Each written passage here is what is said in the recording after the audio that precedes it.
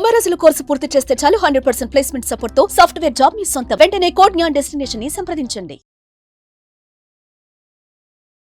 Hello ముబా Ramesh గారు. Hello Nagaraj గారు, నమస్తే sir. So firstly thank you so much invite చేయగానే ద సిఇఓస్ బుక్ షోకి వచ్చినందుకు. థ్యాంక్ యూ అండి, చాలా సంతోషం మీరు నన్ను ఇన్వైట్ చేసినందుకు. జనరల్గా ఎక్స్పోర్ట్ బిజినెస్ అని అంటే చాలామందికి అరే ఫారిన్ కంట్రీస్లో పికిల్స్ కానీ గ్రాసరీస్ కానీ ఫ్రూట్స్ కానీ ఏదైనా పంపించాలి అని అంటే కాస్ట్తో కూడుకున్నటువంటిది, మనం చెయ్యొచ్చా లేదా, ఏ విధంగా ఉంటుంది అని చెప్పేసి చాలామంది భయపడుతూ ఉంటారు. కానీ మీరు 7 lakhs తోటి కొండాపూర్లో ఒక యూనిట్ పెట్టి, సో అక్కడి నుంచి ఇవాళ దండు మల్కాపూర్ ఇండస్ట్రియల్ ఎస్టేట్స్లో ఒక్కొక్క ఫ్యాక్టరీని పెట్టి 150 కోట్ల కంపెనీ వరకు తీసుకుని వెళ్ళారు. శ్వేత తెలుగు ఫుడ్స్ ఎలా స్టార్ట్ అయింది సార్ అసలు ఈ జర్నీ? అంటే నాకు చదువుకునేటప్పటి నుంచి ఉండేదండి. ఇప్పుడు స్టడీస్లో కూడా I have to continuously improve and become top అని చెప్పి, అట్లనే చదువు అయిన తర్వాత సరే సొంతగా ఏమైనా చేద్దామని ఉంది. ఇట్లా ఎవరన్నా సొంతగా చేద్దామంటే వాళ్ళ దగ్గరికి వెళ్ళిపోయేవాడిని. అవి నీతో కాస్త డబ్బులు పెడతాను చేద్దామని చెప్పేసి, ఉన్న డబ్బులే ఆ రోజులో 10,000 పెడతాను, 5,000 పెడతాను, వాట్ ఎవర్ మనీ, 4 లక్షలు పెడతాను. ఆ విధంగా అవి చేసాము, కింద మీద పడ్డాము, అది సరిగ్గా వెళ్ళలేదు. ఎందుకంటే జాబ్ చేస్తున్నాము, అదేదో చేద్దామని చూసాము. సో అవి అంత ఇప్పుడు సింగిల్ పాయింటెడ్ ఫోకస్ లేకపోతే బిజినెస్ చాలా, నేను మల్టిపుల్ యాంగిల్స్లో మీకు రిస్క్ వస్తూ ఉంటుంది.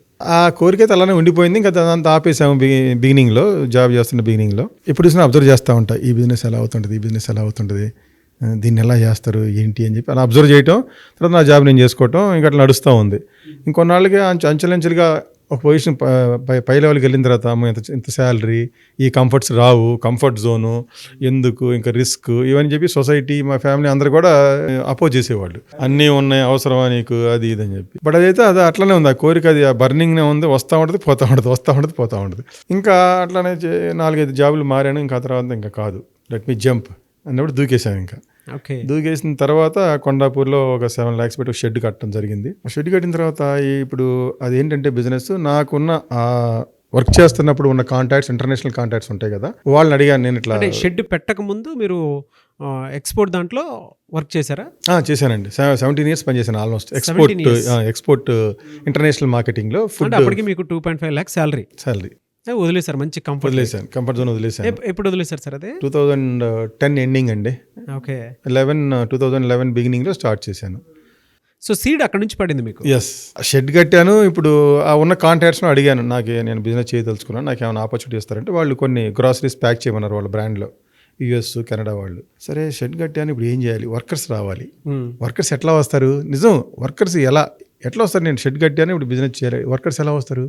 ఆ షెడ్ కట్టేటప్పుడు ఆ కాంట్రాక్టర్ ఒక వాచ్మెన్ని పెట్టుకొని ఆ షెడ్ కట్టి వెళ్ళిపోయిన తర్వాత ఆ వాచ్మెన్ అక్కడే వదిలేశాడు నా కోసం. అతన్ని వెళ్ళి అడిగారు, నాకు వర్కర్స్ కావాలి, ఒక 10 మంది వర్కర్స్ కావాలి, ఎట్లా వస్తారు అది కూడా తెలియదు నాకు. ఎందుకంటే totally was in marketing and international marketing సైడ్లో ఉన్నా కదా. ఈ ప్రొడక్షన్ ఎలా చేస్తారు, వర్కర్స్ ఎలా వస్తారు, వాళ్ళకి ఎలా పే చేయాలి, వాళ్ళని ఎలా అట్రాక్ట్ చేయాలి, వాళ్ళతో ఏం తెలియదు. సో ఆ షెడ్ కట్టేసాము. ముందు వెళ్ళి అడిగా వాచ్మెన్, కొంచెం నా ప్లేస్ నాకు ఉంది, చిన్న రెసిడెన్షియల్ ఏరియా, 2500 square feet అంతే, small shed, 2500 square feet shed.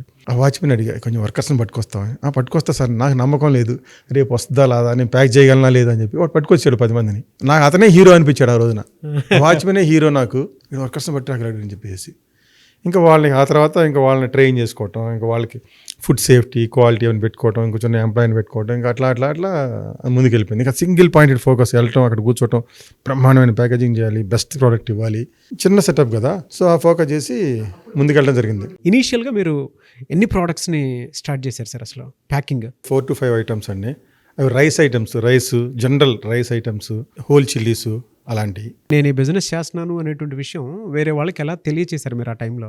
కొన్ని ఈమెయిల్స్ పెట్టుకున్నానండి. అప్పుడు ఈమెయిల్స్ పెట్టుకోవడం కొంతమంది కస్టమర్స్కి. బట్ ఆ తర్వాత సిన్స్ నా ఉద్యోగరీత్యా ఉన్న కాంటాక్ట్స్ ఉన్నాయి కదా, వాళ్ళు కొంతమంది హెల్ప్ చేశారు నాకు. ఇప్పుడు ఆల్రెడీ ఉన్న కస్టమర్స్, ఇంపోర్టర్స్, వాళ్ళకి సపోర్ట్ చేస్తూ ఉన్నారు. కొంతమంది సపోర్ట్ చేయలేదు, కొంతమంది సపోర్ట్ చేస్తూ ఉన్నారు. అది కొంచెం అట్లా బిగినింగ్ అయింది.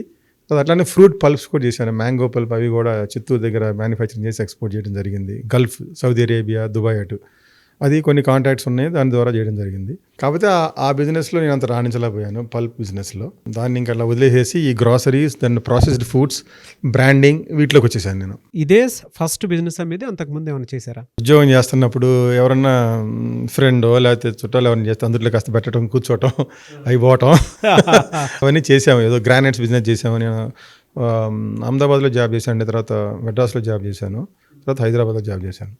మెడ్రాస్లో చేస్తున్నప్పుడు చిత్తూరులో మా ఫ్రెండ్ ఉంటే ఆయన ఏదో గ్రానైట్ చేద్దామంటే చేయమని చెప్పి డబ్బులు పెట్టాను. సండే పోయి కూర్చునేవాడిని అక్కడ. మళ్ళీ మండే కల్లా ఉద్యోగానికి వచ్చేవాడిని.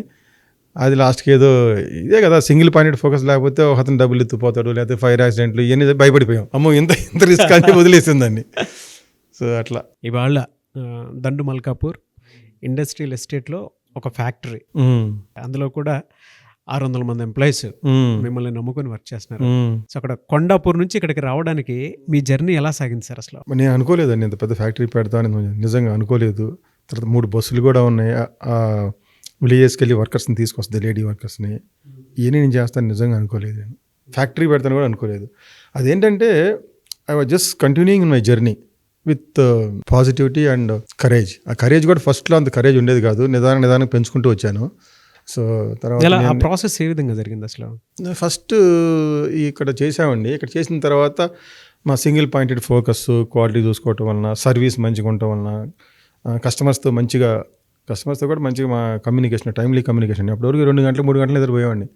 ఎందుకంటే అప్పటివరకు కస్టమర్స్ సర్వీస్ చేస్తుండేవాడిని కూర్చొని. నేను ఇంకిద్దరు ఒకరిద్దరే కదా, స్టాఫ్ ఉంటే వాళ్ళు చేస్తారో నేను పడుకోవచ్చు. బట్ అంతా నేనే కదా, అప్పుడు నేనే ప్యాకింగ్ చేసుకోవాలి, నేనే కొనుక్కోవాలి, నేనే కస్టమర్స్కి కమ్యూనికేషన్ చేసుకోవాలి. వాళ్ళకి ఏమన్నా డాక్యుమెంట్స్ కావాలంటే, షిప్పింగ్లో డాక్యుమెంట్స్ ఉంటాయి కదండి, అవన్నీ నైట్ కమ్యూనికేషన్, వాళ్ళకి ఈమెయిల్ పెట్టడం, వాళ్ళతో ఫోన్లో మాట్లాడుకోవటం. సో ఇట్స్ ఆల్ అంటే ఐఎమ్ ఎట్ యువర్ సర్వీస్ అనే విధంగా ఉండేవాడిని. నేను ఇస్తున్నాను అని ఉండేది కాదు. మరి అది ఎందుకో నా సబ్మిషనెస్ వచ్చేసింది. So I'm at your service, నీకు ఈమెయిల్ కావాలంటే టక్ని చేస్తాను, డాక్యుమెంట్స్ కావాలంటే ఫాస్ట్గా ఇస్తాను, రిప్లై కావాలన్నా ఫాస్ట్గా ఇస్తాను. So we have to reply with in 6 hours 12 hours అని మాకు మేమే పెట్టేసుకొని, టైం డిఫరెన్స్ ఉన్నా సరే నైట్ అయినా సరే రిప్లై ఇవ్వాలని చెప్పి అట్లా పెట్టుకొని అని చేసి పడుకునేవాడిని. సో ఆ విధంగా ఆ ఫోకస్లో ఏమైందంటే థింగ్స్ వర్ యాడింగ్. కొంతమంది ఎంప్లాయీస్ వచ్చారు, ఇంకొంతమంది కస్టమర్స్ వచ్చారు, కొంతమంది ప్రోడక్ట్స్ యాడ్ చేసాము. ఇంకా అలా వెళ్తుంది, పెద్దగా అవుతుంది. ఆ తర్వాత 2017 బిగినింగ్లో ఒక చిన్న వామన పికిల్స్ అని ఉండేది. అంతకుముందు ఒక కపుల్స్ చేసేవాళ్ళు, ఐ థింక్ 40 years వాళ్ళు చేస్తున్నారు. సో వాళ్ళ దగ్గరికి వెళ్ళి నాకు ఏమైనా ప్యాక్ చేసి పెడతామంటే, వాళ్ళు మాకు ఆల్రెడీ వీఆర్ ఏజ్డ్ పీపుల్, మీరు ఏదో ఎక్స్పోర్ట్స్ అంటున్నారు, ఆ ఇంటర్నేషనల్ నామ్స్ మాకు తెలియవు, మేము స్పెండ్ చేయలేము, మేము చేయలేము అని అంటే, అప్పుడు 2-3 years తర్వాత వాళ్ళే మీరు కొనేసుకున్నాం. మ్యానుఫ్యాక్చరింగ్ ఉంటే మనం సొంతగా ఐడియాస్తో కొత్త ప్రోడక్ట్స్ చేయొచ్చు అని చెప్పి అది తీసుకున్న తర్వాత మళ్ళీ ఒక పెద్ద ప్రాజెక్ట్ అయిపోయింది నాకు. అది అక్కడ కూడా మళ్ళీ వర్కర్స్ని జనరేట్ చేయటం, ఆ షిఫ్ట్లు అంటారు, టైమింగ్స్ అంటారు, తర్వాత ఏ మిషన్ కొనుక్కోవాలో తెలియదు, నాలెడ్జ్ లేదు. మిషన్ కొనుక్కోవడానికి తెలియదు నాకు, ప్రాసెసింగ్, ఏ ప్యాకేజింగ్ కొనాలి, ఎంత కొనాలి, ఎక్సెస్ కొనటం, ఇది చాలా తప్పులైనవి, రైట్ అయినాయి, అన్నీ జరిగినాయి. దానికి మళ్ళీ క్వాలిటీ కంట్రోల్ తెలుసుకొని ఇంకా అదంతా ఏంటంటే, ఇంకా అదేంటంటే I want to achieve it. So sometimes నేను నా కాంటాక్ట్ చేసేవాడిని. సమ్టైమ్స్ ఆ పర్సన్స్ ఆ సిచ్యువేషన్కి వచ్చి నాకు హెల్ప్ చేసేవి.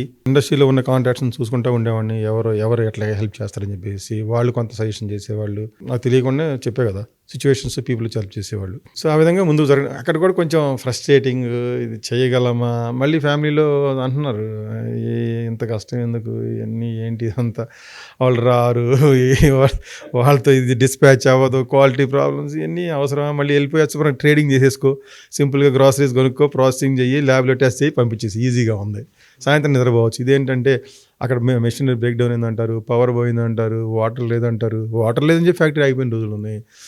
మోటార్ అయిపోద్ది, లేకపోతే డ్రైవర్ రాలేదు, ఆ రోజున డెలివరీ అవ్వదు.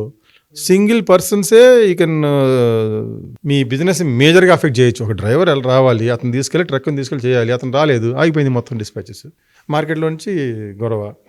అట్లానే రోజు మీకు మోటార్ డౌన్ అయిపోయింది, మనం అన్నీ బ్యాకప్ ఆలోచించుకోలేదు. కానీ ఆ రోజుల్లో డ్రైవర్ ఉంటే అతను చక్కగా న్యాయవంతంగా వచ్చేస్తాడు, పొద్దున్నే తీసుకెళ్తాడు అనుకుంటాం మనం. ఆ రోజు ఫోన్ కూడా ఎత్తాడు ఒక్కొక్క రోజు. ఇండియన్ కల్చర్ కదా జనరల్గా. సో మనం ఏంటంటే ఇంటర్నేషనల్ మార్కెటింగ్లో ఉన్నాం కాబట్టి ఆ కస్టమర్స్ అంతా కూడా డిమాండింగ్గా ఉంటారు. వాళ్ళు నువ్వు నాకు చెప్పిన షెడ్యూల్స్కి ఇవ్వాల్సిందే. వాళ్ళు చెప్తారు కూడా, ఈ వెస్సల్లో నాకు నువ్వు కనెక్ట్ చేయాలని చెప్తారు. అంటే దానికి బ్యాక్వర్డ్గా మనం క్యాలిక్యులేట్ చేసుకొని అంతా ప్యాకింగ్, రా మెటీరియల్ అన్నీ చేసుకొని మనం అక్కడ ముంబైకి పంపించి దాన్ని క్లియరెన్స్ చేసుకొని మళ్ళీ షిప్ కనెక్ట్ అవ్వాలి. ఇలా ఉంటే కానీ మనం ఇక్కడ జనాలు చూస్తే కొంచెం క్యాజువల్ కదా మన కల్చర్. అవును. సో ఇవన్నీ అనిపించాయి, ఇంత డిఫికల్ట్ కల్చర్లో ఉండి మనం అంత స్ట్రిక్ట్ డిమాండ్స్కి మీట్ అవ్వాలి కదా అనిపిస్తుంది అప్పుడు.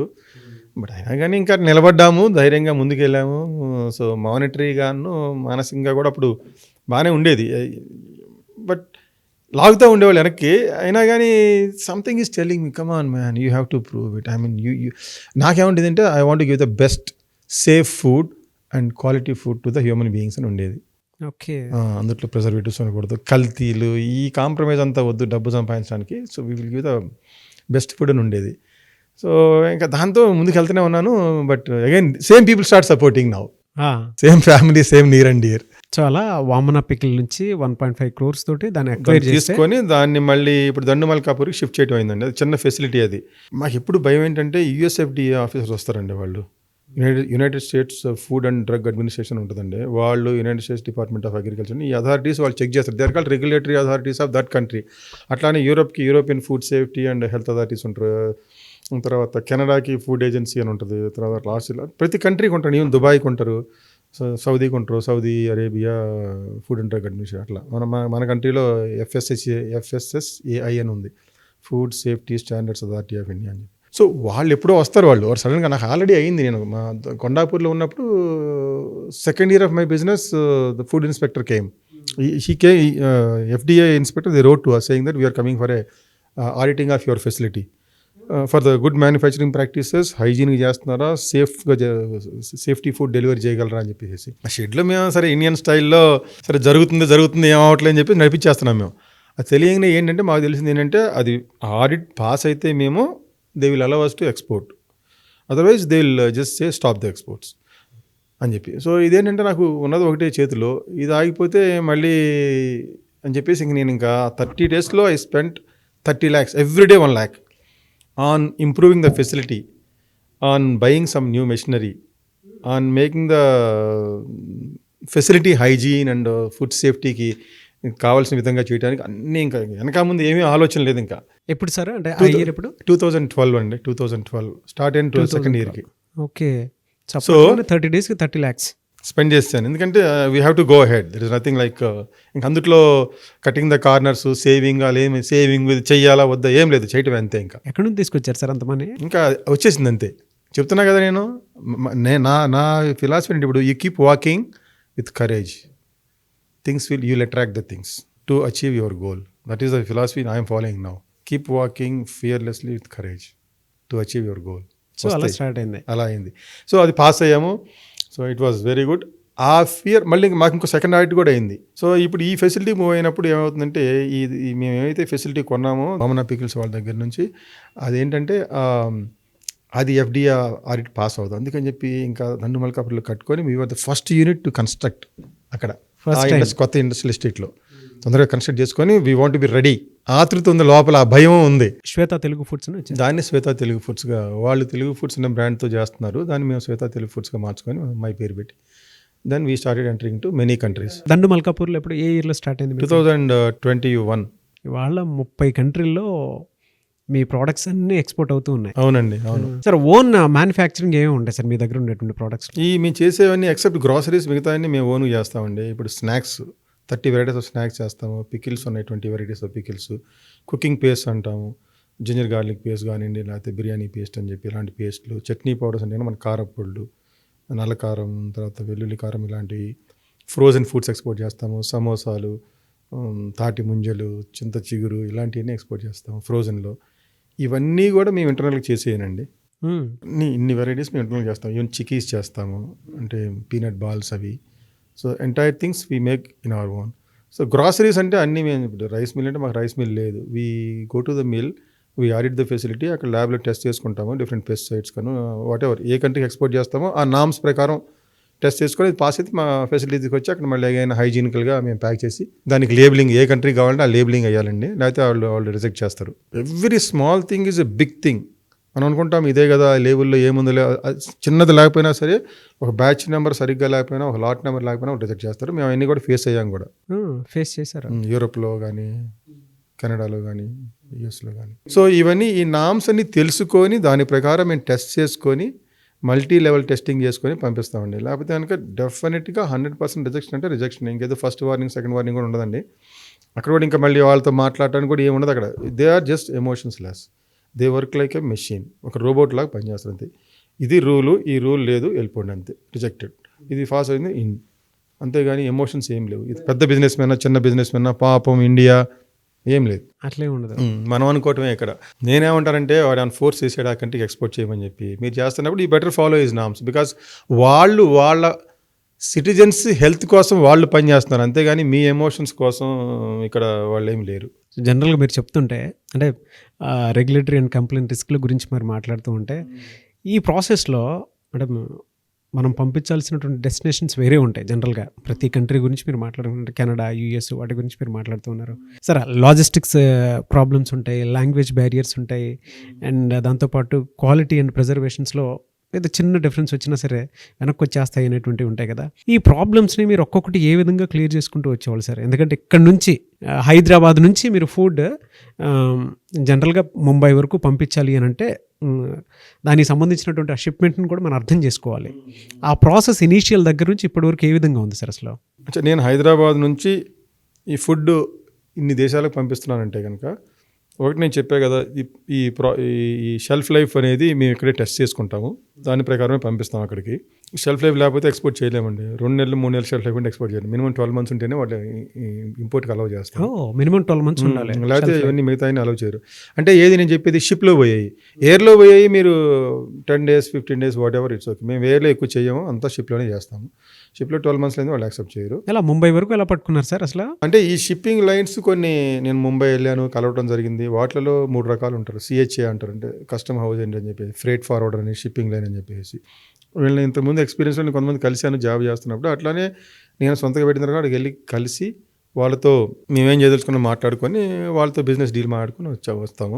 ఆ డే 1 మీరు మాట్లాడేటప్పుడు ఆ ప్రాసెస్ అంతా ఉండుంటుంది కదా, ఆ మెమరీ గురించి చెప్పండి సార్ అసలు. అంటే ఫస్ట్లో నేనే మాట్లాడుకునేవాడిని, తర్వాత అక్కడ ఒక ఎంప్లాయీని కూడా పెట్టుకున్నాను. యాక్సెప్ట్ చేయరు కదా, ఏముందో క్వాలిటీ ఇవన్నీ పర్ఫెక్ట్గానే ఉన్నాయా లేదా, ఆ లైసెన్స్ అథారిటేటివ్ సర్టిఫికేట్స్ ఉన్నాయా లేదా అని చెప్పేసి మొత్తం చెక్ చేసి ఇచ్చేస్తారు. ఆ సర్టిఫికేట్స్ అన్ని మేము ఆల్రెడీ తీసుకున్నామండి.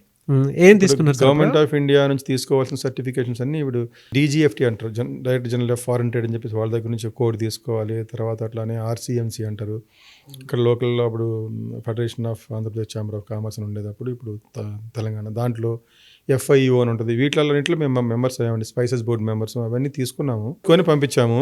అవునవును. పంపించినా కానీ అక్కడ కస్టమ్స్లో ఏదో ప్రాబ్లమ్స్ పెడతారు. తర్వాత మా CHA వాళ్ళని ఎట్లా నచ్చజెప్పి షిప్మెంట్ చేస్తాడు. బట్ డాక్యుమెంట్స్ వీఆర్ ఆ గవర్నమెంట్ కంప్లైంట్స్ అన్నింటిలో మేము పర్ఫెక్ట్గానే ఉంటామండి. ఇక్కడ నుంచి ముంబై వెళ్ళారు, ముంబై వెళ్ళిన తర్వాత జరిగే స్టోరీ ఎలా ఉంటుంది సార్ అసలు? ఎందుకంటే రెగ్యులర్గానే కొన్ని రిస్క్లు ఉంటాయి, మీరు ఫేస్ చేసినటువంటి రిస్క్లు ఏంటి అక్కడికి? ఒకటి, గవర్నమెంట్ ఆఫ్ ఇండియా కావాల్సిన చెప్పే కదా, డాక్యుమెంటేషన్ మొత్తం పర్ఫెక్ట్గా ఉంటే క్లియరెన్స్ అయిపోద్ది. అక్కడ నుంచి ఈ షిప్పింగ్ లైన్స్ అన్ని ఇంటర్నేషనల్ అండి, వాళ్ళు కూడా చాలా ఇన్హ్యూమన్గా ఉంటారు. వాళ్ళు కూడా మెషిన్ బాగానే పనిచేస్తారు. సో ఈ టైంలో రావాలి, ఈ టైంలో ఇన్ అవ్వాలి, గేట్ ఇన్ అవ్వాలి. వెస్సల్ కనెక్ట్ అవ్వకపోతే కంటైనర్ తీసుకుంటామండి, ఆ కంటైనర్లో మన గూడ్స్ పెడతాము, అది మళ్ళీ వెస్సల్లోకి వెళ్ళిపోవాలి. ఈ కంటైనర్ గూడ్స్ పెట్టి వెస్సల్లోకి వెళ్ళే gate open, gate in closing అంటారు. ఆ లోపల వెళ్ళకపోతే కంటైనర్ ఇక్కడే ఉంటే వాళ్ళు కూడా రోజుకి $2,300 అట్లా $200-300 పెనాల్టీ వేస్తారు. సో వాటిలో వాళ్ళు ఏమీ మెర్సీ ఉండదు, ఏముండదు, ఎంత బిజినెస్ చేసినా సరే వాళ్ళతో. సో అవన్నీ ఆ లాజిక్స్ అన్ని కరెక్ట్ కనెక్ట్ అవ్వాలండి. కంటైనర్ అయిన టక్కన గేట్ ఇన్ అయిపోయి వెస్సల్లోకి వెళ్ళిపోవాలి. సో దట్ కంటైనర్ బయట ఉండకూడదు, మళ్ళీ నెక్స్ట్ వెస్సల్ వరకు మిస్ అవ్వకూడదు. అలాంటివి చాలా జాగ్రత్తలు తీసుకోవాలి. తర్వాత ఇంకో రిస్క్ ఏంటంటే ఇప్పుడు ఈ కోవిడ్ టైంలో కంటైనర్స్ దొరకలేదు. తర్వాత ఓషన్ ఫ్రేట్స్ విపరీతంగా 10 times పెంచేశారు. జనరల్గా ఎలా ఉంటాయి సార్? అంటే 10 times పెంచారు అన్నారు కదా. $2,000 హెస్ బికమ్ $15,000, $17,000 కూడా అయిపోయింది. అదంతా కోవిడ్ టైంలో. అవన్నీ కూడా ఇంపోర్టర్స్ తీసుకుంటారు అవన్నీ. బట్ ఇవన్నీ ఏంటంటే మరి ఆ రిస్క్ని ఎలా బేర్ చేసేవాళ్ళు సార్ అసలు మీరు? అవన్నీ మేము కాస్టింగ్లో వేస్తాము. బట్ కొంతమంది ఇంపోర్టర్స్ ఇంత ఫ్రేట్ పెరిగింది కాబట్టి మేము తీసుకోమంటారు, కొంతమంది తీసుకుంటారు. ఇంకా అవన్నీ పార్ట్ ఆఫ్ ద బిజినెస్ లాగా వెళ్ళిపోయాము. ఇంకోటి ఏంటంటే అప్పుడప్పుడు చైనా వాళ్ళ ఎక్స్పోర్ట్స్ ఎక్కువైనప్పుడు కంటైనర్స్ అన్ని వాళ్ళు తీసేసుకొని ఇక్కడ కంటైనర్స్ షార్టేజ్ అవుద్ది. అక్కడ ఇంపోర్టరా అంటుంటాడు, నాకు ఈ టైంకి రావాలని చెప్పి ఇక్కడ కంటైనర్స్ దొరకవు. షార్టేజ్ నా మా ఒక్కరికే కాదు, అందరు ఎక్స్పోర్టర్కి షార్టేజ్ అవుతున్నాయి కొన్నిసార్లు. సో ఈ ఛాలెంజెస్ అన్నీ కూడా మేము ఓవర్కమ్ అయ్యి then we took the journey. Items కొన్ని తెలియకుండానే డ్యామేజెస్ అవి జరుగుతూ ఉంటాయి. కొన్నిట్లో ఏంటంటే షెల్ఫ్ లైఫ్ అనేవి తక్కువ ఉండటం వల్ల, లేదంటే ఫుడ్ బాగాలేకపోవటం వల్ల తెలియకుండానే పాడైపోయేటువంటివి ఉంటాయి. ఆ ప్రాసెస్లో అవతల వైపు నుంచి ఏ కంట్రీస్కి అయితే పంపిస్తున్నాం అవతల వైపు నుంచి మనల్ని చాలామంది తిట్టుకునేటువంటి వాళ్ళు ఉంటారు, లేదంటే ఇలాంటి ఫుడ్ ఎందుకు పంపించారని చెప్పేసి మాట్లాడేటువంటి వాళ్ళు ఉంటారు. మన మీద రకరకాల అలిగేషన్స్ అయితే వస్తాయి. అవి ఫేస్ చేసేటప్పుడు మీకు ఏమనిపించేది సార్? అలాంటి ఎప్పుడైనా జరిగిందా? కొన్నిసార్లు కంటైనరే రిజెక్ట్ చేసేస్తారు. స్టార్ట్ చేసిన 4 months 5 months అండి సార్, కరెక్ట్గా 2011లో we exported rice to Chicago and New York. So 2 containers అవి రిజెక్ట్ అయినాయి. ఎందుకంటే అక్కడ గవర్నమెంట్ అథారిటీస్కి అవి సమ్ నాన్ కంప్లైన్స్, అవి మీట్ అవ్వాల ఆ నామ్స్. మాకు ముందు తెలియదు అవి, ఆ ఇగ్నోరెన్స్ ఏమి వాళ్ళు ఏమి యాక్సెప్ట్ చేయరు. మీట్ అవ్వలేదు అంతే. రిజెక్ట్ అయితే దట్ వాజ్ బిగ్ బ్లో అనమాట. ఇంకా ఆ టైంలో నాకు ప్రపంచం తలకిందులు అయిపోయింది. ఎంత స్టార్ట్ చేశాను అప్పుడే ఒక 30-40 లక్షలు లాస్ ఉంటుంది, 30 లక్షల పైన ఉంటుంది లాస్. ఆ కంటైనర్స్ అన్ని రిజెక్ట్ అయితే అక్కడ డెస్ట్రాయ్ అయినా చేయాలి, లేదా తీసుకొచ్చి మళ్ళీ ఇక్కడ ఇండియాకి తెచ్చుకోవాలి. ఇండియా తీసుకొచ్చేసాను. మరి ఇక్కడ క్లియరెన్స్ కష్టపడ్డాను, ఇక్కడ కస్టమ్స్, ఇక్కడ వీళ్ళందరూ క్లియరెన్స్కి. సో అప్పుడే అనుకున్నాను ఇంకా ఏంటి ఎంత భయంకరంగా ఉంది లైఫ్, తలకిందులు అయిపోయింది మన లైఫ్, ఇంక అంతే పారిపోదామా, ఇంకెక్కడికి పారిపోదామా అట్లా అనిపించింది ఆ నిమిషం. మళ్ళీ next day family supported me, especially my brothers and my family supported. ఇంకా అప్పుడు మళ్ళీ దాని మీద నిలబెట్టుకొని మళ్ళీ అదే ఇంపోర్టర్ మాకు సపోర్ట్ చేశాడండి. అదే ఇంపోర్టర్, నువ్వు షిప్మెంట్ చేస్తూ ఉండు, నేను ఎవ్రీ కంటైనర్లో, అంటే డబ్బు వచ్చేసింది నాకు ఆల్రెడీ, ముందే అడ్వాన్స్ ఇచ్చేశారు, రిజెక్ట్ అయిపోయినాయి కంటైనర్స్. అప్పుడు ఆ కంటైనర్ డబ్బులు నాకు వచ్చేసి కదా, డబ్బులు వెనక్కి ఇవ్వాల్సిన పని లేదు, నువ్వు నాకు షిప్మెంట్ చేస్తూ ఉండు, వాటిల్లో కొంత నేను కట్ చేసుకుంటానని చెప్పేసి ఆ విధంగా ఆ ఇంపోర్టర్ నిజంగా బాగా సపోర్ట్ చేశారు. ఇంకా అక్కడ నుంచి ఇలాంటి తగులుతూనే ఉన్నాయి కానీ బట్ ఇంకా పెద్ద నాకు అనిపించలేదు బిగ్ బ్లో. ఇంకా తర్వాత నడుస్తూనే ఉంది. ఇంకా మీరు అన్నారు ఆ క్వాలిటీ ప్రాబ్లమ్స్ వస్తాయని చెప్పేసి, వస్తుంటే ఉంటాయండి. ఎందుకంటే ఫుడ్ కదా, ఫుడ్లో వేరియస్ ఫ్యాక్టర్స్, మాయిశ్చర్ అంటారు, మైక్రోబియల్ కంటామినేషన్ అంటారు, లేదా దానికి పెస్టిసైడ్స్ అంటారు, ప్యాకేజింగ్ ప్రాబ్లమ్స్, మల్టిపుల్ ఫ్యాక్టర్స్ ఉంటాయి వాటిల్లో. సో అవి వస్తూనే ఉంటాయి, ఈ రోజు కూడా ఉంటాయి, బట్ అంతా మినిమైజ్ అయినాయి. ఎందుకంటే మేము చాలా multiple levels of quality checks, risk mitigation అన్ని ప్రాసెస్లు పెట్టుకొని చేస్తున్నాము. దానివల్ల ఆ క్వాలిటీ కంప్లైంట్స్ తగ్గినాయి. కానీ ఈ రోజు కానీ కంప్లైంట్ వస్తే కనుక we owe the entire responsibility. మేము ఇంకా దాని మీద ఆర్గ్యుమెంట్ చేయము, వాళ్ళతో ఏమీ మేము డిస్ప్యూట్కి వెళ్ళాము, 100% రీప్లేస్ చేసేస్తాం ఫ్రీ ఆఫ్ కాస్ట్లో. రిస్క్ మిటిగేషన్ ప్రాసెస్లో అంటే ఏ పారామీటర్స్ పెట్టుకున్నారు సార్ అసలు? మల్టిపుల్ అండి. ఇప్పుడు ఒకటి డాక్యుమెంట్ ఎగ్జాంపుల్కి, ఎందుకంటే ఇప్పుడు మీ వీడియో మాయిశ్చర్ టెస్ట్ చేసుకుంటామండి. ఫుడ్లో మెయిన్ థింగ్ మాయిశ్చర్ అండి.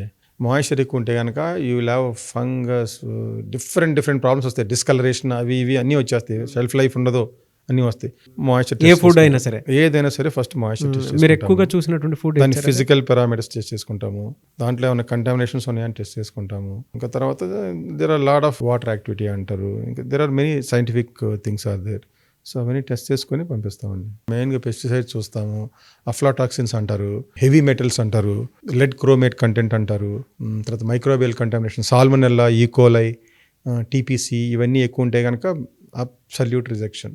ఇవన్నీ కూడా టెస్ట్ చేసుకుంటాం. వీటికి ఇవి కొన్ని ఇట్లా పెస్టిసైడ్స్ అయితే ఆల్మోస్ట్ 220 మాలిక్యూల్స్ టెస్ట్ చేస్తాము పెస్టిసైడ్స్. సో ఇవన్నీ టెస్ట్ చేసి పంపిస్తామండి. ఇంకా చాలా ఫ్యాక్టర్స్ ఉన్నాయి సార్. మీరు 5 కంట్రీస్ తోటి స్టార్ట్ చేశారు ఇది. జనరల్గా ఇప్పుడు 30 కంట్రీస్ ఉన్నాయి. మీరు ఎక్స్పోర్ట్ చేసేటువంటి ప్రోడక్ట్స్ అన్నీ కూడా మనం చూసుకుంటే ఫస్ట్ స్టార్ట్ చేసినటువంటి 5 కంట్రీస్ ఏంటి సార్? ఇప్పుడున్నటువంటి 30 కంట్రీస్ అసలు ఏ విధంగా జర్నీ? ఫస్ట్ స్టార్ట్ చేసింది USA, Canada, Saudi Arabia, Dubai, ఇవి స్టార్ట్ చేసామండి. ఇప్పుడైతే మేము we are exporting to same countries plus even Sweden, Denmark, Germany, UK, Singapore, Hong Kong, Mauritius, even Japan. So ఇట్లా ఆస్ట్రేలియా, న్యూజిలాండ్, ఇట్లా there are many more countries to still to cover. ఏ food ఎక్కువగా వెళ్తూ ఉంటుంది సార్? అంటే ప్రతి కంట్రీకి ఒక ప్రిఫరెన్స్ ఉంటుంది, డిమాండ్ ఉంటుంది, ఈ ఫుడ్ ఈ కంట్రీకి ఎక్కువ వెళ్తూ ఉంటుంది అనుకునేటువంటిది మీ దగ్గర ఉన్నటువంటి ఫుడ్స్లో, శ్వేత తెలుగు ఫుడ్స్లో అన్నీ వెళ్తున్నాయండి. ఎందుకంటే largely we are catering to Indians and then Asians and very less population of locals, whatever we consume in India అండి. So largest is rice and dals ఎక్కువ వెళ్తాయి. ఓకే. తర్వాత ఫ్లవర్స్, పిండ్లు, ఇవన్నీ పోతాయి, స్పైసెస్ పోతాయి. ఇంకా అట్లా జాగరీ, అట్లా డిసెండింగ్ ఆర్డర్లో అట్లా పోతాయి. ఇప్పుడు మా ఫుడ్స్ చూస్తే కనుక ఆవకాయ, మసాలా ఫుడ్స్ ఎక్కువ వెళ్తాయి. Because it's basically I told you know we are catering to the Indians. So మా ఫుడ్లో అన్నీ బాగానే పోతాయి. బట్ టాప్ అంటే కనుక ఆఫ్ కోర్స్ మన మ్యాంగో ఆవకాయ ఉంది కదా, avakaya is the highest sold పికిల్స్లో. తర్వాత మసాలాస్లో డిఫరెంట్ గరం మసాలాస్ ఉన్నాయి, chilli powder, chillies, turmeric powder. 5 కంట్రీస్లో మీకు క్లయింట్స్ ఏ విధంగా సపోర్ట్ సిస్టమ్ దొరికింది, ఎలా అప్రోచ్ అయ్యారు? ఇవాళ 30 కంట్రీస్ వరకు ఎలా రాగలిగారు మీరు? Because of previous experience I got few countries అంతకుముందు కాంటాక్ట్స్ ద్వారా వచ్చినాయండి. మిగతా కంట్రీస్లో నాకు లేవు కాంటాక్ట్స్. అవన్నీ కూడా ఏంటంటే ఇంటర్నేషనల్ ఎగ్జిబిషన్స్కి వెళ్తాము, ఇంటర్నేషనల్ బయ్యర్ సెల్లర్స్ మీట్స్ అని కండక్ట్ చేస్తారు, వాటికి వెళ్తాము. ఇంటర్నేషనల్ ఎగ్జిబిషన్కి విజిటర్గా వెళ్తాము. ఇంటర్నేషనల్ ఎగ్జిబిషన్లో మా బూత్ కంపెనీ స్టాల్ కూడా పెడతాము. సో అక్కడ మేము బయ్యర్ సెల్లర్స్ కలవడం జరుగుతుంది. మేము మా ప్రోడక్ట్స్ గురించి ఎక్స్ప్లెయిన్ చేస్తాము. కొంతమంది నచ్చు, రేట్లు నచ్చు, తర్వాత అట్లా డిఫరెంట్ డిస్కషన్ నడుస్తాయి. వాళ్ళకి కావాల్సిన లేబులింగ్స్, వాళ్ళకి కావాల్సిన ప్యాకేజింగ్స్ ఇవన్నీ నడుస్తాయి. వన్ గోలో ఇదంతా అక్కడ కలుస్తాము. తర్వాత మేము కంటిన్యూస్ కమ్యూనికేషన్ చేసిన తర్వాత కొన్నాళ్ళకి అగ్రి అయ్యి దెన్ వీ గో. అండ్ మేమేమి సపోర్ట్ ఇస్తాము, ఆ బ్రాండ్ ప్రమోట్ చేయడానికి ఏ విధంగా శాంప్లింగ్ ఇస్తామా, లేకపోతే ఏమన్నా ఒకటి కొంటే ఒకటి ఫ్రీగా ఇస్తామా, లేకపోతే ఇంకేమన్నా అక్కడన్నా అడ్వర్టైజ్మెంట్ చేస్తామా, ఇవన్నీ కూడా సపోర్ట్ అడుగుతారు వాళ్ళు. ఈ సపోర్ట్ అంతా చేస్తే అప్పుడు they start taking it. So it's multi times మేము ట్రై చేస్తూనే ఉంటామండి. ప్రోడక్ట్స్ అక్కడ మార్కెట్లో కావాలి, ఒకటి మీద హైయెస్ట్ క్వాలిటీ అయి ఉండాలి, ఆ గవర్నమెంట్ నామ్స్ అన్నీ మీరు మీట్ అవ్వాలి, రెగ్యులేటరీ నామ్స్ అన్నీ. ఇవన్నీ మీట్ అయిన తర్వాత మీకు అక్కడ చూస్తారు, వాళ్ళు ఇంపోర్టర్స్ కూడా చూస్తారు, మీకు మీ ప్రోడక్ట్స్కి ఇంటర్నేషనల్ నామ్ మీట్ అవుతున్నాయా, ఇంకో కంట్రీలో సక్సెస్ ఉందా లేదా, వాళ్ళు కూడా అన్నీ స్టడీ చేసుకుంటారు, మార్కెట్లో స్టడీ చేస్తారు అవన్నీ. Okay you are good, you are doing all this అంటే అప్పుడు వాళ్ళు మీటింగ్ వస్తే దాన్ని బట్టి ఇప్పుడు కొంతమంది వాళ్ళే మా వెంట వస్తున్నారు, ఇప్పుడు మాకు కావాలి మీ బ్రాండ్, మేము పెడతామని చెప్పేసి. ఆన్లైన్ మార్కెటింగ్ ఎప్పుడు చేయలేదండి? 4 ప్లాట్ఫామ్స్ అండి. ఒకటి మోడర్న్ ట్రేడ్ అంటే కనుక అన్ని సూపర్ మార్కెట్ చైన్స్లో ఉన్నాము. ఇంకోటి జనరల్ ట్రేడ్ అంటే కనుక అన్ని కిరాణా షాప్స్లో, ఒక 10,000 కిరాణా షాప్స్లో మా ప్రోడక్ట్స్ ఉన్నాయి. ఆంధ్ర, తెలంగాణ, కొన్ని డిస్ట్రిక్ట్స్ ఆఫ్ మహారాష్ట్ర, కొన్ని డిస్ట్రిక్ట్స్ ఆఫ్ కర్ణాటకలో. తర్వాత నెక్స్ట్ ఈ 2 ఛానల్స్, మూడో ఛానల్ ఏంటంటే ఈ కామర్స్ అంటారు కదా, అమెజాన్, ఫ్లిప్కార్ట్, తర్వాత జియో, బిగ్ బాస్కెట్, వీటిలలో ఉన్నామండి. తర్వాత క్విక్ కామర్స్ అంటే ఈ మధ్య 10 minutes డెలివరీ చేస్తున్నారు కదా, బ్లింకిట్, జెప్టో, స్విగ్గీ, ఇన్స్టామార్ట్, వాటిలో కూడా ఉన్నాము. ఈ డిస్ట్రిబ్యూషన్ ప్రాసెస్ని ఎలా డివైడ్ చేసుకుంటూ ఇస్తున్నారు మీరు? ఇండియన్ మార్కెట్లో డిస్ట్రిబ్యూషన్ అంటే మెయిన్గా దాన్ని జనరల్ ట్రేడ్ అంటారు. డిస్ట్రిబ్యూషన్ అంటే మేము ఉంటాము, కంపెనీ ఉంది, కంపెనీకి సేల్స్ టీమ్ ఉంటారు, తర్వాత ఒక డిస్ట్రిబ్యూటర్ ఉంటారు. ఇప్పుడు ఫర్ ఎగ్జాంపుల్ ప్రతి మండలంలో లేవానికి, ప్రతి సిటీకి ఒక డిస్ట్రిబ్యూటర్ని పెట్టుకుంటాం. డిస్ట్రిక్ట్లో ఒక 5-6 డిస్ట్రిబ్యూటర్లు కూడా ఉంటారు. ఆ డిస్ట్రిబ్యూటర్కి మా ప్రోడక్ట్స్ పంపిస్తాము. అక్కడ నుంచి మళ్ళీ కొట్లో పెట్టాలి, రీటైల్ గ్రాసరీ స్టోర్లో పెట్టాలి కదా, చిన్న చిన్న దుకాణాల్లో. అక్కడ పెట్టాలంటే మా సేల్స్ మెన్ వెళ్ళి 40 దుకాణాలు రోజు తిరిగి అక్కడ నుంచి ఆర్డర్ తీసుకొని డిస్ట్రిబ్యూటర్కి ఇస్తే ఇతను రేపు వెళ్ళి ఆ 40 దుకాణాల్లో ప్రోడక్ట్ పెట్టి డబ్బులు తీసుకుంటాడు. ఇది సిస్టమ్. ఇక్కడ డిస్ట్రిబ్యూటర్ వెళ్ళి పెట్టడు, ఓకే, మా సేల్స్ టీమే వెళ్ళాలి. అందుకని మాకు ఇప్పుడు 70 మంది కంటే ఎక్కువ మంది సేల్స్ టీమ్ ఉన్నారు ఇండియన్ మార్కెట్లో. అంటే ఈ 2 స్టేట్స్లలోనూ plus little bit of Karnataka and Maharashtra. Total distribution centres ఎన్ని ఉండొచ్చు సార్? 180 ఉన్నాయండి. 180 డిస్ట్రిబ్యూటర్స్ ఉన్నారు మాకు ఇప్పుడు ఈ 2 స్టేట్స్లోనూ, కొంచెం పక్క రాష్ట్రాల్లో కలిపి. బికాజ్ ఇక్కడ వందలాది బ్రాండ్స్ ఉంటాయి. అట్లానే డిఫరెంట్ సెగ్మెంట్స్ ఆఫ్ పీపుల్ ఉంటారు. కొంతమంది ఎక్స్పెన్సివ్ కొనరు, కొంతమంది బాగా చీపు చూస్తారు, రకరకాలుగా ఉన్నారు ఇక్కడ. సో కాబట్టి ఈ సముద్రంలో మేము కనపడాలి అంటే చాలా గట్టిగా అరవాలి, అడ్వర్టైజ్మెంట్ చేసుకోవాలి. మేము అదే క్వాలిటీ ఇస్తున్నామండి. అబ్రాడ్కి ఏమి ఇస్తున్నామో అదే స్టాండర్డ్స్లో, అదే ఫ్యాక్టరీలో మేము మ్యానుఫ్యాక్చర్ చేస్తున్నాం. ఎక్సెప్ట్ ఫర్ ఫ్యూ టెస్ట్స్, ఆ పెస్టిసైడ్స్ అవి మేము చెక్ చేయం కానీ ఇండియన్ మార్కెట్లో. But rest all we give the highest quality parameters, hygiene parameters. Quality parameters ఏముంటాయి సార్ జనరల్గా? ఇండియన్ మార్కెట్లో కూడా వాళ్ళు food safety standards authority of India అని ఉందండి, వాళ్ళు అన్నీ క్లియర్గా ఉన్నాయి. దాని ప్రకారం లేబులింగ్ ఉండాలి, దాని ప్రకారం వాళ్ళు కూడా ఆడిట్ చేస్తారు, స్కోర్ ఇస్తారు వచ్చి, గుడ్ మ్యానుఫ్యాక్చరింగ్ ప్రాక్టీసెస్ అని చెప్పేసి, హైజీన్ నామ్స్ ఎలా ఉన్నాయి, వర్కర్స్ ట్రైనింగ్ ఎలా ఉంది, ఫుడ్ సేఫ్టీ నామ్స్ ఎలా ఉన్నాయి, వీళ్ళు కూడా ఇండియన్ మార్కెట్లో ఈ మధ్య బాగా ఇన్స్పెక్టర్స్ వచ్చి చెక్ చేస్తారు. వాళ్ళు FSI ఆఫీసర్స్ వచ్చి చెక్ చేస్తారు, వాళ్ళు స్కోర్ ఇస్తారు. స్కోర్ తక్కువ వస్తే కనుక it's risk for the unit, they may ask to stop the supplies to Indian market. అలా ఎప్పుడైనా ఫేస్ చేస్తారా? లేదండి, మేము అందరం, ఎందుకంటే ఆల్రెడీ మేము ఎక్స్పోర్ట్స్ మార్కెట్లో గత 14 yearsగా ఉన్నాం కదా, సో మా స్టాండర్డ్స్ చాలా హైగా ఉన్నాయి. సో అవన్నీ రొటీన్లో పాస్ అయిపోతున్నాం. ఎవరైనా డిస్ట్రిబ్యూషన్ తీసుకుంటాను అని అంటే వాళ్ళకి ఇస్తారా సార్ మీరు? అదే ఇప్పుడు మేము కూడా చెక్ చేసుకుంటామండి, వాళ్ళకి నాలెడ్జ్ ఉందా, ఇంట్రెస్ట్ ఉందా, వాళ్ళు ఇన్వాల్వ్ అవుతారా లేదా డబ్బులు పడేసి వదిలేస్తారా. వాళ్ళు ఇన్వాల్వ్ అయ్యే వాళ్ళనే వెళ్తాము, వాళ్ళు కూడా బిజినెస్లో ఇన్వాల్వ్ అవ్వాలి. వాళ్ళ చుట్టుపక్కల ఉన్న కనీసం 250 కోట్లకి వాళ్ళు సప్లై చేయాలి. తర్వాత వాళ్ళకి ఒక వ్యాన్ ఉండాలి, ఒక డ్రైవరు, వాళ్ళకి కూడా రోజు 40 షాపులకి సప్లై చేయాలి కదా, సప్లై చేసి మళ్ళీ డబ్బులు తీసుకోవాలి. ప్లస్ వాళ్ళకు ఉన్న వేర్ హౌస్, షెడ్ కానివ్వండి, అది కూడా ప్రాపర్గా నీట్గా ఉండాలి. సో ఇవన్నీ చెక్ చేసుకొని మా సేల్స్ వీళ్ళు చెక్ చేస్తారు. వాళ్ళకి మాకు ఇంట్రెస్ట్ ఉంటే then we go with them. ఏదైనా డిపాజిట్ అమౌంట్ ఉంటుందా? ఏ విధంగా ఉంటుంది అసలు? అంటే అడ్వాన్స్ అండి, డిపాజిట్ అమౌంట్లు ఏం లేవు. I mean they pay us, then we deliver the goods. Local మార్కెట్లో రిటర్న్స్ ఎలా ఉంటాయి సార్ డిస్ట్రిబ్యూటర్స్కి వాళ్ళకి? మార్జిన్ కానివ్వండి? డిపెండ్స్ అండి. ఇప్పుడు if you talk about our brand and our company, we give 10% to them. And also volume బేస్డ్గా వాళ్ళు కొంచెం మంచి టార్గెట్స్ పెట్టుకొని వాళ్ళు బాగా చేస్తే కనుక there are some incentives on top of it. So నేను మీకు చెప్తున్నా కదా, food is a low margin business, but it's a volume oriented. And ఇంకోటి చెప్తున్నాను ఏంటంటే, జనరల్గా హ్యూమన్ బీయింగ్స్ అన్నిటికీ ఖర్చు చేస్తారు. I want to look good in the eyes of others అని చెప్పేసి మంచి డ్రెస్లు, great watches, great shoes, great phones, మంచి కారు, మోటార్ సైకిల్ అన్నీ ఖర్చు చేస్తారు. బట్ ఫుడ్కి వచ్చే వరకు they are very conservative. And ఇంత డబ్బులు, అమ్మో రైస్ 100 రూపాయలు అయిపోయిందా, లేకపోతే ఈ ప్యాకెట్ 200 రూపాయల అంటాడు. బట్ నేను అనేది ఏంటంటే, this is the most sophisticated vehicle for the human being. This is the most sophisticated instrument. దీంట్లో మంచి ఫ్యూల్ వేస్తే ఇందులో నుంచి ఎక్కువ కాలం ఉంటుంది మిషన్, హాస్పిటల్కి పోకుండా. మంచి ఐడియాస్ వస్తే మంచి పనులు చేయొచ్చు. You can earn or enjoy the life. మీ కార్లు, వెహికల్లో మట్టికి మీరు ఫ్యూయల్ వేయడానికి 4 పెట్రోల్ బంకులు దాటి కల్తీ లేని దగ్గరికి వెళ్ళి వేస్తారు మీరు. దానికి కేర్ తీసుకుంటారు. బట్ దీనికైతే కనుక ఫుడ్ ఎక్కువ కాస్ట్ అవ్వకూడదు, ఏదో వేసేద్దాము, ఎట్లా నడుస్తుందండి ఇది? This is the most important instrument. So my request is go for yes quality food, safe food. చూడండి, అనలైజ్ చేయండి బ్రాండ్ని. Ever is making hygienically, quality చేస్తే కొంత డబ్బు ఎక్కువైనా కొనుక్కొని తింటాం. హ్యూమన్ బీయింగ్స్ చేయాలి అది. మీరు చెప్పేది 100% నిజం అన్న. ఎస్. సరే, ఇదంతా మీ ఫుడ్ మ్యానుఫ్యాక్చరింగ్కి సంబంధించింది. మనం ఏదైనా చేయాలి అని అంటే డెఫినెట్గా వాటి వెనక, అంటే ఆ ఫుడ్స్కి సంబంధించిన అన్ని రా మెటీరియల్ తీసుకురావాలి అని అంటే మనం పంటలు పండించడము, లేదంటే బయట వాళ్ళ దగ్గర నుంచి ఆ రా మెటీరియల్ తీసుకోవడానికి కొన్ని ఫ్యాక్టరీస్ని అసోసియేట్ అవటము చేస్తూ ఉంటాం. సో పర్టికులర్ మీరు అలాంటివి ఏమైనా చేశారా సార్? అంటే మీ దగ్గర అలాంటి ఫ్యాక్టరీస్ తోటి అసోసియేట్ అవటం కానివ్వండి, రైతుల దగ్గర నుంచి తీసుకోవటం కానివ్వండి, ప్రాసెస్ అంతా ఎలా ఉంటుంది సార్? కొన్ని ఇప్పుడు మేము చేసే కొన్ని వెజిటబుల్స్, ఫ్రూట్స్ అవన్నీ కూడా డైరెక్ట్గా రైతుల దగ్గర కొనుక్కుంటామండి. ఎక్కడైతే ఎక్కువగా గ్రో అవుతాయో, ఎక్కడైతే పాపులరో అక్కడికి వెళ్ళి తీసుకుంటామండి. అవి మేము అక్కడ టెస్ట్ చేసుకుంటాము, మళ్ళీ పెస్టిసైడ్స్కి వీటన్నిటికి కూడా. క్లయింట్ డిమాండ్ని బట్టి మీ సప్లై ఉంటుంది. ఏదైతే కంట్రీకి ఏదైతే నామ్స్ ఉన్నాయో అంటే చాలా రిస్క్ అండి.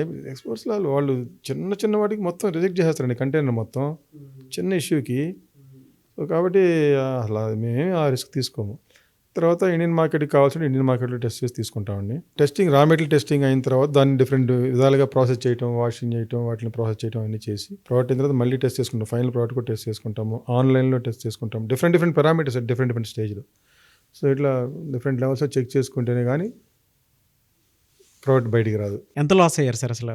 సడన్ షాక్ కదా, ఫస్ట్ పెట్టిన 1 yearలోనే 30 lakhs ప్లస్ లాస్ అయ్యాను. ఇంకో సంవత్సరంలో ఎక్కడో ఇంకో కంట్రీలో ఒక ఇంపోర్టర్, ఆస్ట్రేలియన్ ఇంపోర్టర్ ₹1 కోటి కొట్టేసాడు.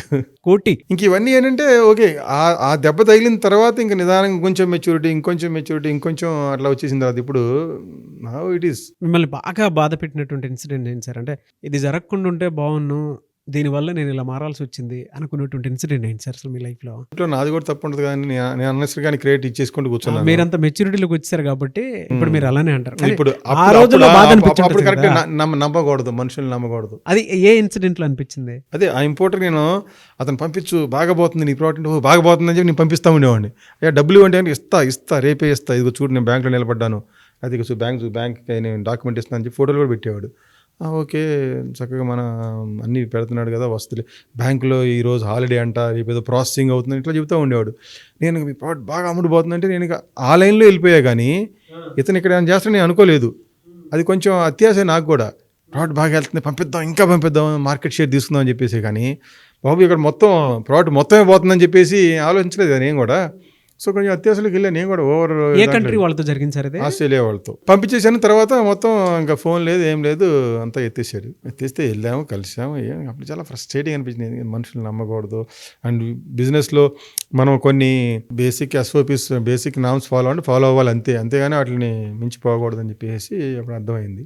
దానికి సఫర్ అయ్యాను నేను. దాంట్లో నుంచి మళ్ళీ నేర్చుకున్నాను, గట్టిగా అయ్యాను. ఏడుపు, బాధ అవన్నీ, ఏడుపు అన్నీ కూడా. ఎస్, నాకు నేనే ఏంటి like stupid you're doing all this nonsense అనుకోవటం. సో నాకు నేను తిట్టుకోవటం అవన్నీ అయినాయి.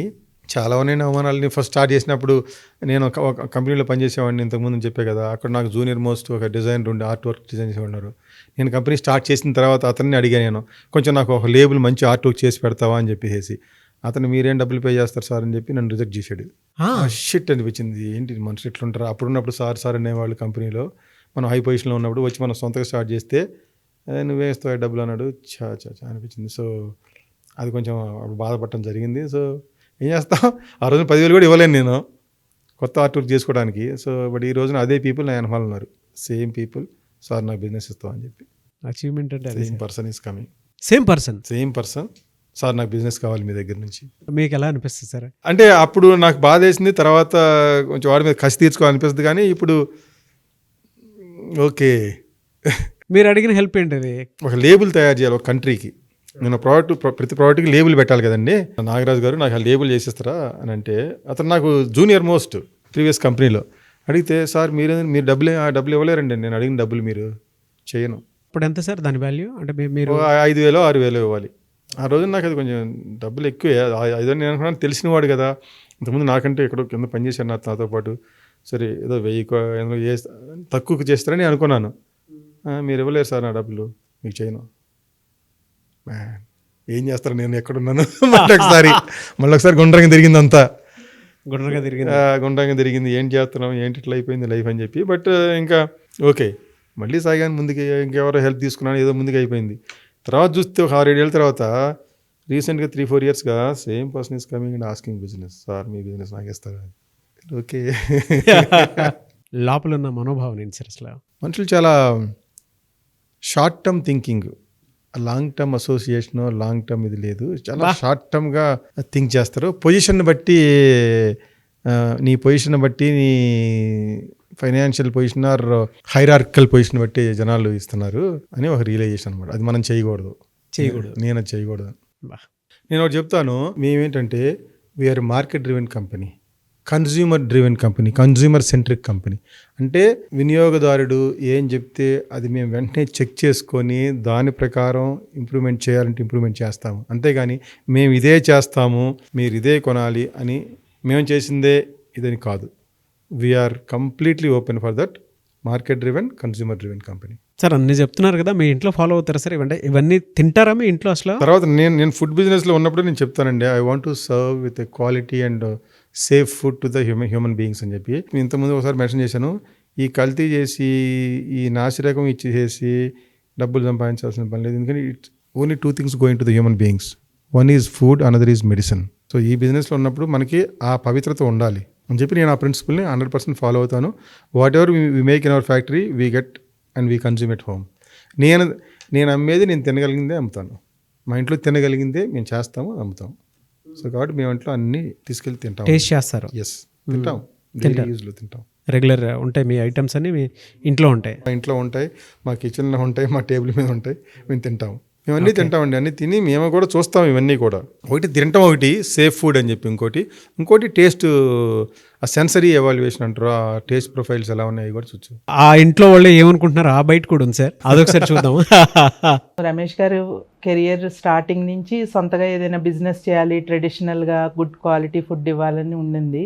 జాబు, శాలరీ అంతా బాగానే వస్తుంది, ఎందుకులే అని చెప్పి అలా పోస్ట్పోన్ చేస్తూ ఉంటే ఇంకా 2011లో ఆయన ఇంకా బిజినెస్లోకి వచ్చేస్తాను అని అంటే ఓకే, యాజ్ ఏ ఫ్యామిలీగా మేము ఓకే చెప్పాము. పిల్లలకి అప్పటికి ఇంకా ఇంత తెలియదు బిజినెస్ ఏంటి, జాబ్ ఏంటి అని. బిజినెస్ స్టార్ట్ చేసినప్పుడు ఏం నాన్న డ్రైవర్ వెళ్ళిపోయాడు, కార్ వెళ్ళిపోయింది, టైం ఏంటో, ఆఫీస్కి వెళ్ళట్లేదు, ఇంట్లోంచే కూర్చుని వర్క్ చేస్తున్నావు ఏంటి అంటూ ఉన్నారు. ఆయన టెన్షన్లో ఆయన ఉంటూ అదేం పెద్ద పట్టించుకునేవాళ్ళు కాదు. వైఫ్గా నాకు కూడా సమ్ టైమ్స్ అనిపించేది, కానీ పిల్లల్ని నేను ఆయన తరపు నుంచి నేను పిల్లల్ని సపోర్ట్ చేసేదాన్ని. ఓకే ఏదో చేస్తున్నారు, నాన్న బిజీగా ఉన్నారు అని. 2016లో మ్యానుఫ్యాక్చరింగ్ యూనిట్లోకి వచ్చాము, పికిల్స్, పౌడర్స్, స్నాక్స్. అప్పుడు స్ట్రగుల్ ఇంకా ఎక్కువైపోయింది, ఎందుకంటే మ్యానుఫ్యాక్చరింగ్లో ఉన్నాము, దాంట్లో మాకు మార్కెటింగ్, తర్వాత మ్యానుఫ్యాక్చరింగ్లో ప్రాబ్లమ్స్ అవన్నీ చూస్తూ కొంచెం మనీ ఏమన్నా తక్కువైనా నేను చెప్పాలంటే నాకు అనిపించేది, అంటే ఆయనకి అది ఆ స్ట్రెస్ కూడా ఎందుకు ఇవ్వటం అని నేను మేనేజ్ చేస్తూ ఉండేదాన్ని. కొన్నిసార్లు పిల్లలతో కొంచెం అవుతూ ఉండేవి, టైం స్పెండ్ చేయట్లేదు. మా పెద్ద పాప అడిగేది, నాకు జ్వరం అని కూడా తెలియదు అమ్మా నాన్నకి అని చెప్పి. ఒకసారి ఏడ్చేదనమాట, జ్వరం అని కూడా నన్ను అడగట్లేదు నీకు ఎలా ఉంది అని. అంటే ఇంకప్పుడు తను గ్రో అయిన తర్వాత తనకి తెలిసింది ఏంటి బిజినెస్ అనేది. తన హార్డ్ వర్క్తో నేను కూడా తనకి ప్రొడక్షన్లో హెల్ప్ చేయటానికి, పిల్లలు కొంచెం పెద్ద అయిన తర్వాత నేను కూడా స్టార్ట్ చేశాను ప్రొడక్షన్కి వెళ్ళటం. బట్ ఇన్ని స్ట్రగుల్స్ చేసినా, ఇంత లాస్ వచ్చినా, మధ్యలో నేను లాసెస్ వస్తున్నాయి వెళ్ళిపోదాం మళ్ళీ వర్క్కి అంటే కూడా ఒప్పుకోలేదు ఆయన. అలాగే ఆ లాసెస్ నుంచి అట్లానే చేస్తూ వస్తున్నారు. అలాగే కంటిన్యూ చేస్తారు. He has that thing. It's good. As a family we are proud of him. ఇది ప్రయాణం, ఆ ప్రయాణంలో మా హెల్ప్ ఎప్పుడూ ఉంటుంది సార్ రమేష్ గారికి. నేను కాలేజ్లో 20 years ఓల్డ్ ఉన్నప్పుడు డాడీ బిజినెస్లోకి ఎంటర్ అయ్యారు. అప్పటి వరకు చాలా కంఫర్టబుల్ లైఫ్ అండ్ చాలా పెద్ద పొజిషన్ నుంచి he took that major step అనమాట. సడన్గా కొంచెం చేంజెస్ అయితే మాకు కనిపించాయి in the way that we live in అంత స్టడీ లైఫ్ స్టైల్ నుంచి something risky, something new is happening అని అనిపించింది. రిలేటివ్స్ కూడా మిక్స్డ్ ఒపీనియన్స్ లాగా వచ్చేవి, like why are you going in to business, ఇద్దరు అమ్మాయిలు అండ్ ఇట్స్ ఆల్వేస్ రిస్కీ ఇంత మంచి కార్పొరేట్ లైఫ్ ఉన్నప్పుడు అని చెప్పి. But personally even 1 year into the business, అంటే because of his the way he speaks, because of his thoughts, the way he thinks, మాకైతే ఎప్పుడు ప్రౌడ్గానే ఉండింది on how he's doing business. అందరూ డెసిగ్నేషన్ రాస్తారు కదా వాళ్ళ పేరెంట్స్ ఇన్ఫర్మేషన్లో, చాలా ప్రౌడ్గా రాసుకునే వాళ్ళము that he's a business man, that he's an entrepreneur అని చెప్పి. అప్పుడు స్టార్ట్ చేసినప్పటి నుంచి అయితే ఎగ్జాక్ట్గా ఆయన ఏం చేస్తున్నారో తెలియకపోయినా ఆయన విజన్, ఆయన thoughts, the way he thinks బిగ్ని చూసి నేనైతే I grew up being very proud of him. ఇప్పుడు ఈ స్టేజ్కి వచ్చాక యాజ్ అ రినౌండ్ బ్రాండ్ ఇన్ని కంట్రీస్లో మేము ఎస్టాబ్లిష్ అయ్యాక it is so inspiring that ఆయన ఇంకా అట్లనే ఉంటారు. ఒక ఆంటర్ప్రెన్యూర్ బేసిక్ లెవెల్ నుంచి ఎట్లా స్టార్ట్ అయ్యారో టుడే ఆల్సో ఆయన బిజినెస్ని అట్లానే అప్రోచ్ చేస్తారు. సో మేము ఆ హంబుల్నెస్ అనేది, ఆ డౌన్ టు ఎర్త్ ఉండేది అనేది every day he inspires us. I think ఆయన స్టార్ట్ చేసినప్పటి నుంచి మమ్మీ ఎప్పుడూ ఆయనకు సపోర్ట్ చేసింది. అండ్ టుడే మేము అడల్ట్స్ అయ్యాక నేను మా చెల్లి we've always supported him. And ఆయన బిల్డ్ చేసిన ఈ బ్రాండ్కి ఇంకా ఆయనకి we're forever indebted and మా సపోర్ట్ ఎప్పటికీ ఉంటుంది ఆయనతో. And we're with him on this journey to do more success and more achievements. Nikhita garu, Shweta గారు అయితే ఆన్ స్క్రీన్ రాలేదు, ఆవిడ మెడ్రాస్లో ఉందండి. అండ్ మీ మిస్సెస్ కూడా ఇచ్చారు. పెద్ద పాపకి ఫీవర్ వచ్చినా కూడా అయ్యో డాడీకి తెలియదా నాకు ఫీవర్ వచ్చినటువంటి విషయం అని చెప్పేసి చెప్పారు. అంటే అంత డీప్గా మీరు బిజినెస్లోకి ఇన్వాల్వ్ అయ్యారు అని చెప్పేసి విషయం చెప్పడం జరిగింది. సింగిల్ పాయింటెడ్ ఫోకస్ అండి, సింగిల్ పాయింటెడ్ ఫోకస్. అంత ఎమోషన్ కూడా అయ్యారు అది చూసినప్పుడు మీరు? It was. మన అలవాట్లు, మన ఫోకస్ కంటిన్యూస్గా దాని మీద. నేను ఎక్కడికి వెళ్ళినా సరే అది ప్యాకేజింగ్ అబ్జర్వ్ చేస్తాను. ఆ ఫుడ్ ఎలా ఉంది, ఈ బ్రాండ్ ఎలా ఉంది, అది ఎలా ఉంది. తినడానికి వెళ్ళినా, రెస్టారెంట్లోకి వెళ్ళినా కూర్చొని ఏం చేస్తున్నాడు వీడు చూస్తూ ఉంటాను. లేకపోతే మధ్యాహ్నం ఇంట్లోకి వెళ్ళినా కానీ, మా ఇంట్లో తిన్నా కానీ. సో ఫుడ్ కదండి, human being eats 3 times in a day minimum. So I keep my attention all the time. A ingredients ఎలా ఉన్నాయి, ఇతని ప్రిపరేషన్ ఎలా ఉంది. బయట చెప్పుకోలేరు కానీ ఇవాళ ఆన్ స్క్రీన్ వచ్చి మీతో మాట్లాడుతుంటే మీకు అది తెలుస్తుంది. కానీ నాకు కూడా షీ జస్ట్ కెప్ట్ ఇప్పుడే చెప్పడం జరిగింది ఆవిడ. అంటే ఇట్స్ లైక్ నాకేంటంటే it's like another baby for me in the business. Is like another kid. So miss అయ్యాను because I told you know, ఇంకా రాత్రి పగల్లో కూర్చొని నైట్ 2-3 వరకు కూడా ఇంక ఇదే కూర్చొని చేస్తే కానీ now I'm able to take a competent team and delegate them and take some time for me. But beginning lo it's single pointed focus. I cannot afford to have many people. I miss ayam family support kavalo adini miss ayanu. ఈ CUS book show నుంచి ఏం చెప్తారు sir ఫ్యామిలీకి? It's because of their support and some sacrifices. లేకపోతే వాళ్ళు పొద్దుగా రోజు నన్ను పట్టుకొని లాగుతూ ఉంటే నేను అయ్యేవాడిని కాదేమో. సో కొన్నిసార్లు లాగారు, కొన్నిసార్లు న్యూట్రల్గా ఉన్నారు, కొన్నిసార్లు సపోర్ట్ చేశారు, అన్నీ జరిగినాయి కదా. అదే ఫైనాన్షియల్గా ఉన్నప్పుడు వాళ్ళే చెప్తున్నారు కదా, ఎందుకు ఈ గోలంతా డబ్బులన్నీ పోతున్నాయి, లేకపోతే ఈ మ్యానుఫ్యాక్చరింగ్ ఏంటి, ఇదంతా ఎందుకు, కార్పొరేట్ గ్రేట్ లైఫ్ అని చెప్పి. సో అది జరిగింది. అట్లానే when things are coming good they are supporting and all that. నేను చెప్తాల్సింది ఏంటంటే but everybody is supported. My daughter that way supported.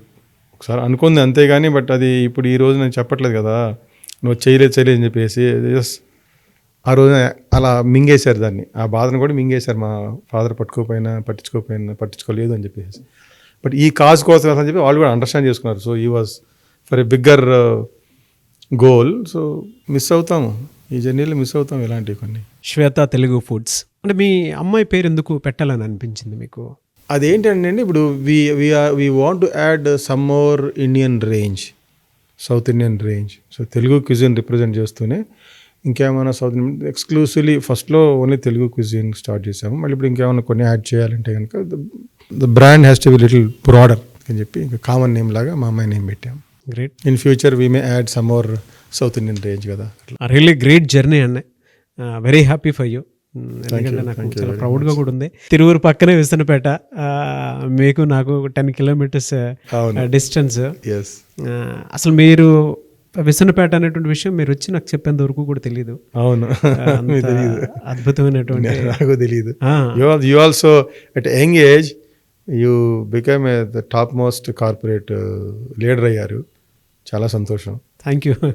అదే చదువుకొని ఈ యంగ్ ఏజ్లో you are leading one division of this company. So I'm really happy. ఎవరైనా సరే export business చేద్దాము అనుకునేటువంటి వాళ్ళకి, ఎక్స్పోర్ట్ ఆర్ జనరల్ బిజినెస్ చేద్దాం అనుకునేటువంటి వాళ్ళకి మీరు ఏం చెప్తారు? One is you should have the strong intent. Don't go after the money, don't have the money goals. You should have a strong intent of what you I want to bring out a different product, I want to bring out to meet the needs of the customers, I want to give the service అని చెప్పి ఒక ఆ service గోలో product గోలో పెట్టుకోండి. And also realize that it's not alone your knowledge which is going to make you successful. There is a universal energy, the energy which is there within you. They will also help you, provided your intent is pure and strong. అక్కడి నుంచి కూడా help అవుతుంది. నీకు కింద పడ్డప్పుడు నేనే లగాలని కాదు, universal energy also is going to help me అని ఆ ధైర్యం, ఆ సపోర్ట్తో ముందుకెళ్ళండి. You will definitely be successful. తర్వాత don't torture yourself with the short term money goals. Short term money goals కోసం ఇన్ని కోట్లు చేయాలి, ఎంత ఇన్ని వెళ్తే సఫరింగ్ ఈజ్ గ్యారంటీడ్ అండి. So you go after your passion, you go after what you like, fearlessly, courageously, just walk, keep walking, keep telling your self-talk has to be positive. Self-talk అంటే మన మైండ్లో నడుస్తూ ఉంటుంది, నేను ఇది చేయగలనా, ఇది చేయలేనా, అది పోద్దా, ఇది పోద్దా అని. ఎప్పుడు it has to be see that it has to be very encouraging and positive. మీ ఇంటర్నల్ టాక్ ఎవరికి కనపడదు. No doctor, no friend, no mother, no wife can make you out. Your talk only you know it what the hell is going on. That has to be very positive. నేను సాధించగలను, I'm anything possible energy, I can achieve it. ఒకసారి కింద పడినా అనుకున్నా కదా పడిపోయాను, it has to be continuous. పడితే even test ఉంటుంది అంతా. Universe is not going to give you easily, but you will get it easily also, provide you stand fearlessly with courage. Realize who you are out of you everything is possible. అంతేగాని మీ limited మైండ్తో మాకు అంత డబ్బులు లేవు, మా background ఇది కాదు, నా చదువు ఇది కాదు, ఇవన్నీ these are all very small things. వాటిని పెద్దగా చేసుకొని వాటిని మనం లిమిటేషన్స్లో పెట్టుకుంటున్నాము. అవన్నీ వదిలేసేసి I am out of me anything is possible అని వెళ్ళాలి. ఒక తెలుగు మీడియం స్టూడెంట్ సార్ మీరు. ఇంటర్మీడియట్ వరకు కూడా తెలుగు మీడియంలో చదివాను. 7th ఇంగ్లీష్లో ఫెయిల్ అయ్యాను. అక్కడ నుంచి పట్టుకున్నాం, అమ్మో ఇది. అప్పుడు సినిమాలు చూసేవాడిని బాగా. 7th వరకు మనకి ఏం లేదు, సినిమా చూడటం. విసనపేటనా సార్? లేదు, విసనపేటలో పుట్టాను కానీ పెరిగిందంతా సత్తుపల్లి. సత్తుపల్లి కమాండ్ డిస్ట్రిక్ట్లో అక్కడ చదువుకున్నాను నేను. ఇంకా సినిమాలు చూడటం, ఆడుకోవడం తప్ప మన చదువు ఏం లేదు. 7th ఇంగ్లీష్లో ఫెయిల్ అయిన తర్వాత అప్పుడు వచ్చింది, మ్యాన్ జీవితంలో మనం we only have to excel. నీకు అక్కడ కూర్చొని సినిమాలు పక్కన పెట్టి చదవటం మొదలేశాను. I became college top and intermediate 10th first class, ఇంకా అవన్నీ జరిగినాయి. నేను చదివిందని తెలుగు మీడియం. ఇంకా ఆ తర్వాత చూడండి ఎంత నేర్చుకున్నాము ఇంగ్లీష్లో. We became proficient. సో మీరందరూ కూడా వీడియో చూసిన తర్వాత నేర్చుకోవాల్సింది అదే. ఇంటర్మీడియట్లో కూడా భౌతిక శాస్త్రము, రసాయన శాస్త్రం ఇంటర్మీడియట్ పాస్ అయిన తర్వాత కోయంబత్తూర్ అయిన తర్వాత వాళ్ళు ఇంగ్లీష్లో మాట్లాడుతుంటే ఏం తెలియదు. 2 తెలుసు నాకు. What is your name? My name is Ramesh. ఇంకా ఆ తర్వాత నన్ను అడిగితే వచ్చేది కాదు, ఇంకా రాదు, ఇంగ్లీష్ రాదు. Everything is possible. Everything is possible out of this human being. Everyone నేను ఒక్కనే కదా, అందరూ, ప్రతి human being it's possible. Yes, no doubt. Great journey sir. Thank you so much for the time. Thank you so much for bringing out this out of me. And I really hats off to you. The CEO's book మీద మీ opinion ఏంటి sir? అంటే entire show మీద మీ opinion ఏంటి, ఏం చెప్తారు? అంటే it gives some kind of inspiration to many people who have the doubts, can and cannot, am I able, I am not able, ఇలాంటి questions అన్నీ కొంచెం వాళ్ళకి నివృత్తి అవుతాయి. So probably whatever big goal or small goal they set, they can take few steps. A lot of people will take inspiration out of these things. So thank you so much for creating this platform. Many more successful leaders from different walks of life can come and share with you and inspire the people, because not many positive stories are circulated around in this world. So you are one of them. So I really appreciate. Thank you so much. Thank you అన్న. So feedback మీరు బుక్లో రాస్తే I'll be very happy. ఇప్పుడే రాయమంటారా? ఇప్పుడే రాయండి. It is done? Yes. Okay.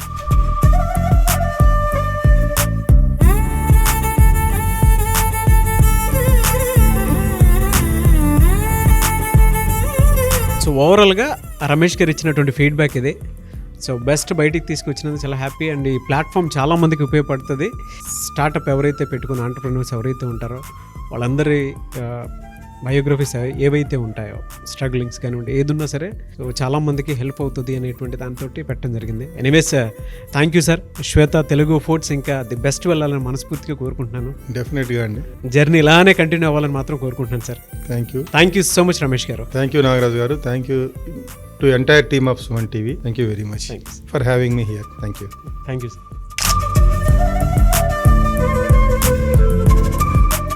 Suman టీవీలో మీ personal and business promotions కోసం కింది నెంబర్కి కాంటాక్ట్ చేయండి.